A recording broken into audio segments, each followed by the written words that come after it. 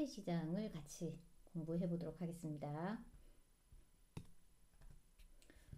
교재 69페이지 참고하시면 되고요.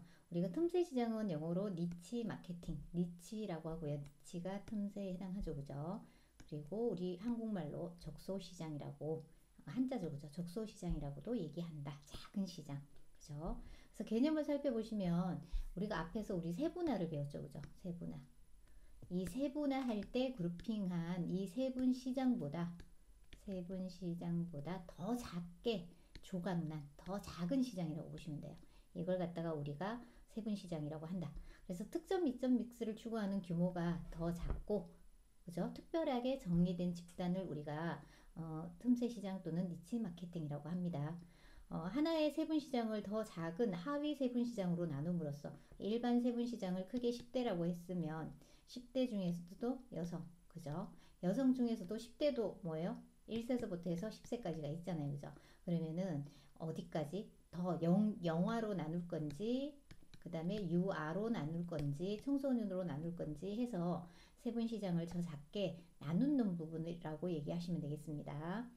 그래서 틈새 시장을 확인하고 규명하는 것이다. 그리고 시장에 빈틈을 공략하는 새로운 상품을 잇따라 시장에 내어놓음으로써 다른 특별한 제품 없이도 시장 점유율을 유지시켜 나가는 판매 전략을 우리가 틈새 시장이라고 한다.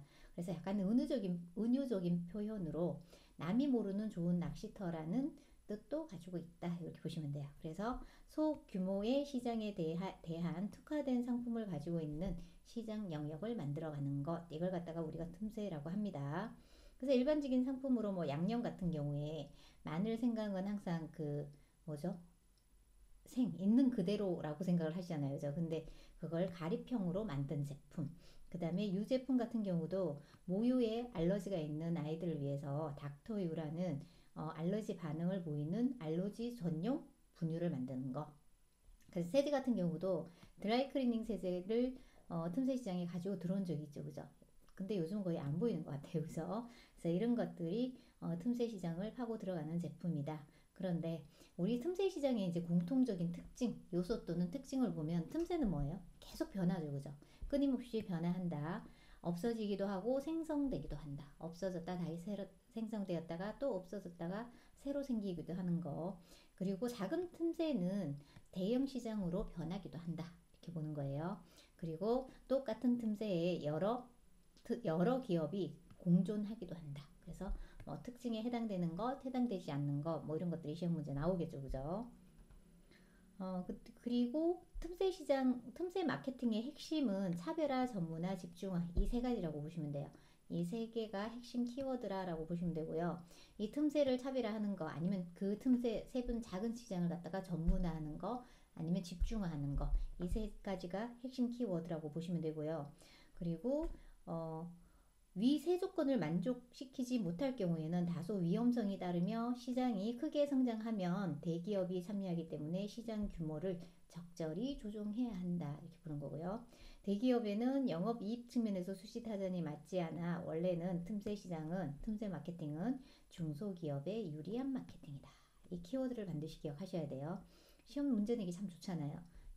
이것을 무엇으로 바꾸면 돼요? 이렇게 대기업으로 바뀌면 되겠죠, 그죠? 대기업에 유리한 마케팅이다. 아니죠, 그죠?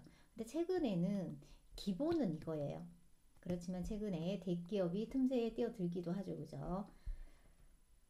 전제 조건을 살펴보시면 자 우리 모의고사 1차 38번에도 있죠, 그죠? 중소기업은 높은 매출액 실현을 할 수 없을지라도 높은 수익성을 보장할 수 있는 충분한 시장 규모와 구매력이 있어야 된다.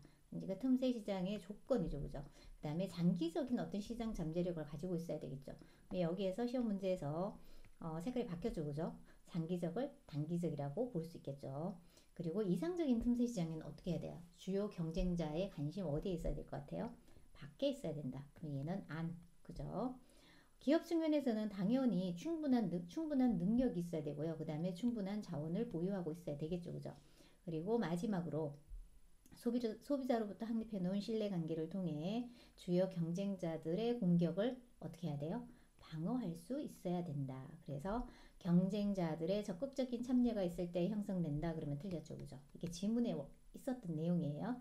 이렇게 체킹해서 똑같은 포인트에서 문제가 몇 문제 나와요. 한 문제, 두 문제, 세 문제, 네 문제가 나온 거예요. 우리 모의고사는 지금 이 빨간색이 문제죠, 그죠? 해서 전체적으로 다 기억을 해 놓으셔야 되고요. 그 다음에 틈새 마케팅의 전략은 세분 시장, 세분 단위 시장 개척 전략이 있고요. 그 다음에 심화 전략이 있고, 시장 심화. 그 다음에 개성화 대응 전략이 있다. 이 세 가지.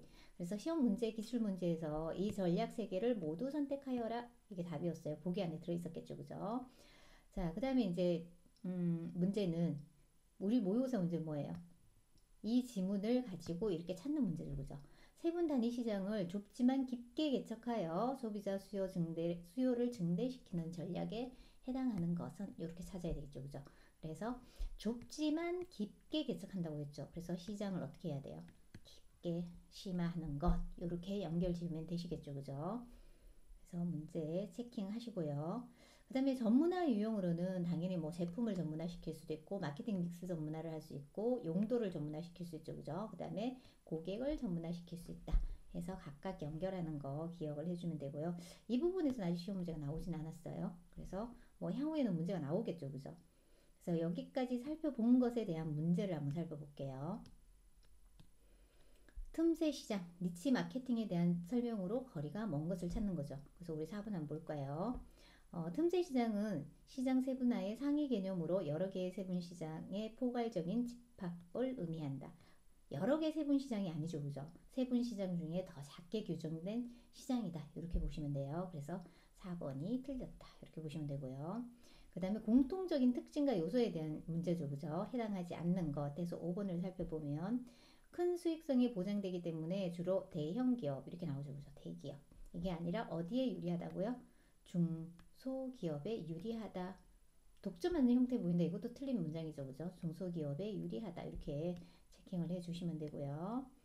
그 다음 문제 대표 기출 유형 문제 살펴보시면 틈새 시장에 대한 설명으로 가장 거리가 먼 것은 해서 자 3번인데 왜 틀렸는가 봐야 되겠죠, 그죠? 니치 마케팅의 핵심은 표준성, 분산성, 투명성이었다. 그래서 아까 전에 세 개의 키워드가 뭐였죠? 차별화, 전문화, 집중화. 그래서 이게 바뀌어야 되겠죠, 그죠? 이렇게 그래서 틀렸다는 거. 그 다음에 틈새 시장의 조건을 보시면은 유형이 하나가 나와있죠. 가장 거리가 먼 것은 해서 5번을 봤더니 대기업에 비해 중소기업이 더욱 높은 매출액을 실현할 수 있도록 중소기업 친화적인 시장 규모와 구매력이 있어야 된다. 이렇게 되어져 있네요. 그죠? 근데 보시면은 중소기업은 높은 매출액을 실현할 수 없을지라도 그죠? 높은 수익성을 보장할 수 있는 충분한 시장 구매력이 있어야 된다. 그래서 문장이 틀렸죠. 그죠? 그래서 5번을 체크해 주시면 되겠습니다. 그 다음 문제는 이렇게 나오네요. 틈새 시장 전략 세 가지를 모두 선택하여라. 아까 전에 이 문제였죠, 그죠? 그래서 시장 개척 전략 그 다음에 뭐요? 심화 전략, 그 다음에 개성화 대응 전략 이렇게 찾아주시면 돼요. 그 다음에 이렇게 나오는 거 좁지만 깊게 개척 뭐였죠? 심화, 그죠? 시장 심화 전략 선택하시면 되고요. 자, 그 다음에 이제 넘어가시면은 파레토 법칙이 나오는데 73페이지 초창기에는 이 포인트에서 문제가 엄청 많이 잘 나왔어요. 당연히 낼 수 있는 게 많잖아요. 파레토 법칙을 처음 제시한 사람은 조셉 뱀주란, 그죠? 이 용어를 경영학에 처음 사용한 사람은 조셉 뱀주란이다. 근데 발표한 사람은 뭐예요? 빌프레토 파레토 이름에서 따서 왔다. 어떤 걸 발표했다? 이탈리아 인구 20%가 이탈리아 전체 부의 80%를 가지고 있다고 주장한 이 경제학자 빌프레토 이름을 따서 우리가 무엇을 파레토 법칙이라고 명명을 해요. 그죠? 그래서 파레토 최적이라고 우리가 명명을 했죠. 그죠? 대표적인 예로 백화점 같은 경우는 총 매출액의 80%를 누가 올려준다고요? 소수? 그죠? 중요한 소수 20%가 다 올려준다라는 얘기예요. 그래서 백화점이 뭐예요? 이 소수에 대한 마케팅을 하는 거죠. 이게 VIP 마케팅이 되고 그 다음에 이 VIP의 선택과 집중을 하겠다는 거죠. 그죠?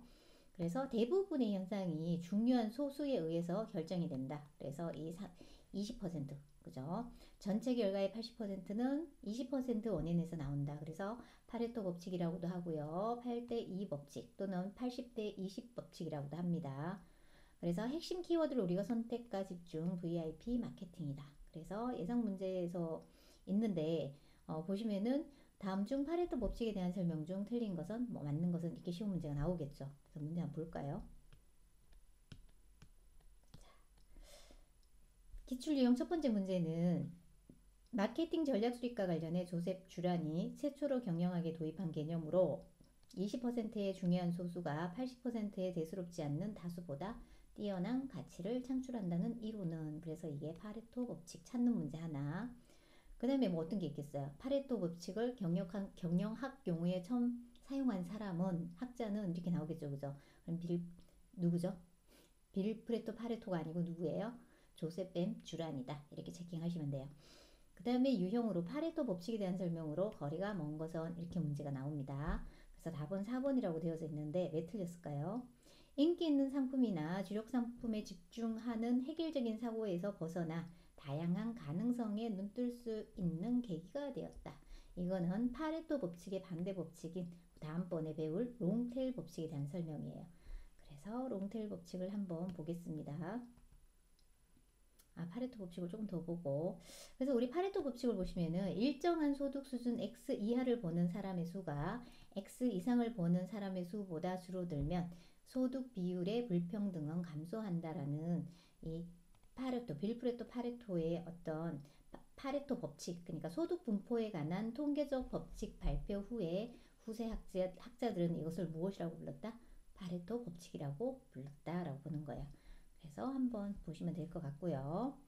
그 다음에 파레토 법칙은 선택과 집중을 한다 그랬죠. 8대2 법칙이다 그래서 선택과 집중, 그래서 키워드 기억하시고 VIP 마케팅, 중요한 소수에 대해서 우리는 집중하고 마케팅을 해야 된다. 이렇게 보는 겁니다. 그 다음에 이제 롱테일 법칙으로 넘어가겠습니다. 화면을 봤는데 봅시다. 그죠? 우리 파레토 법칙의 사례를 보시면은 이게 백화점인데 백화점의 매출은, 자, 1인당 매출이 여기 연간 2,300만 원이라고 나와요. 17%죠. 그죠? 그리고 23%가 800만 원대죠. 그죠? 그러면 우리는 중요한 소수 7%에서 몇 퍼센트까지, 보통 한 20%까지 고객에 대해서 마케팅을 하겠다는 얘기예요. 전체 매출을 다 내준다라는 의미죠. 그래서 VIP 마케팅을 하는 거예요. 백화점은. 그래서 사례를 보면 프로 운동선수의 20%가 대회 상금의 80%를 가져간다. 뭐 이런 것들. 그 다음에 여러분 지금 핸드폰 속에 있는 연락처 중, 그죠? 걸려오는 전화는 80%는 누구한테 걸려온다고요? 20% 사람들에게 걸려오는 거다. 이렇게 보시면 되겠습니다. 그 다음에 롱테일 법칙은 이제 파레토 법칙의 반대라고 보는 거예요. 그래서 꼬리가 긴 법칙이라고 보는 거예요. 꼬리가 긴 법칙. 그래서 테일이라고 하죠. 그죠? 여기서 보시면 역파레토 법칙하고 같은 용어로 쓴다. 반대 개념이니까. 그래서 롱테일 법칙은 인터넷 발달로 인해서 온라인상에 있는 법칙이다. 이렇게 얘기를 해요. 그래서 IT 전문지인 와이어드 편집장인 크리스 앤더슨이 처음 제시를 해요. 당연히 초창기에는 크리스 앤더슨의 시험 문제 잘 나왔겠죠. 그죠? 각각. 그래서 이 사례를 살펴보시면 아이튠즈에 100만여 곡이 적어도 한 번씩은 판매된다는 거예요. 그래서 굉장히 인기 있는 곡이 전체 80% 매출을 차지하지 않더라는 그런 현상이 있더라는 거예요. 그죠?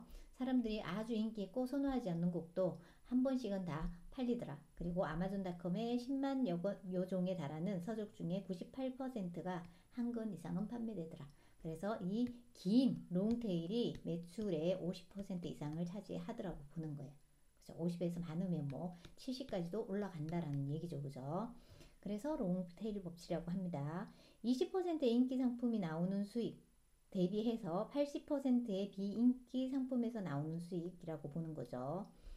그래서 우리는 총 수익을 절대 무시할 수 없는 80%의 비인기 상품에서 나오는 총 수익을 무시할 수 없다라는 개념에서 롱테일 법칙이라고 보시면 되겠습니다. 그래서 다수의 80%인 만큼 더 다양한 가능성에 눈뜰 수 있다. 그래서 아까 전에 다양성을 강조했다라고 하죠. 그죠? 그래서 80%의 사소한 다수가 만들어낸 새로운 시장과 지식 등의 다양성의 힘을 강조했다. 이 문장이 아까 지문이었죠. 그리고 롱테일 법칙은 일반적으로는 온라인상에서 적용이 된다고 하는데 오프라인 유통에서도 모두 적용 가능하다라고 누가요? 크리스 앤더슨이 얘기를 했습니다. 그죠? 그리고 대량 생산이나 대량 소비 시대가 끝나고 소량 다품종 생산이 일반화되면서 틈새 마케팅의 한 형태로 롱테일 법칙이 나왔다라고 보는 거죠. 그죠? 그래서 이 문장도 시험 문제 잘 섞이니까 기억을 해 주셔야 돼요. 그래서 롱테일 법칙은 요약을 하면 이렇게 나오는 거죠. 롱테일 법칙. 크리스 앤더슨이 제시를 했다. 그죠? 지금 설명한 게 다 있어요. 그리고 유통 광고 재고 비용이 거의 제로에 가까운 사이버 세상이 있기 때문에 가능하다라는 거. 뭐 소량 다품종, 그 다음에 생산이 일반화되면서 이미 예고된 마케팅의 형태이다. 이런 거 역파레토 법칙이라고 하고 상생의 법칙이라고도 한다. 그럼 시험 문제에서 롱테일 법칙에 대한 설명으로 틀린 것은 이렇게 시험 문제가 나오겠죠. 그래서 대량 생산, 대량 소비의 시대로 매스 마케팅의 한 형태이다. 그럼 얘가 틀린 거죠. 그죠? 롱테일 법칙 같은 경우는 온라인상이니까 어때요? 1대1. 그러니까 자기가 원하는 차별화된 제품을 구매한다라고 보는 관점이죠. 그래서 윈윈 법칙이라고도 합니다. 그래서 상생 법칙이 그러니까 상생 법칙이면서 윈윈 법칙이다. 이렇게 보시면 되겠습니다. 그래서 문제를 한번 살펴보겠습니다. 롱테일 법칙과 관련된 인물 또는 키워드로 가장 적절하지 않는 것을 찾는 거네요. 그죠? 그래서 여기 보니까 5번에 조셉 쥬라는 누구였죠? 파레토 법칙을 처음 경영하게 도입한 사람, 처음 쓴 사람. 그죠? 롱테일 법칙과 가장 거리가 먼 것은 그래서 5번을 보시면은 선택과 집중이라는 키워드는 어떤 거에 대한 거였어요? 롱테일이 아니고 파레토 법칙의 설명이었죠. 그죠? 그래서 집중이라는 키워드와 결합되어 기업 전략에 중요한 축을 형성하였다. 그러면 이게 틀린 거예요. 그죠? 그래서 5번을 체크해 주시면 되겠습니다. 그래서 우리 이제 다음 시간에는 서비스 패러독스에 대해서 이제 좀 알아보기로 하겠습니다. 오늘도 고생 많으셨습니다. 감사합니다.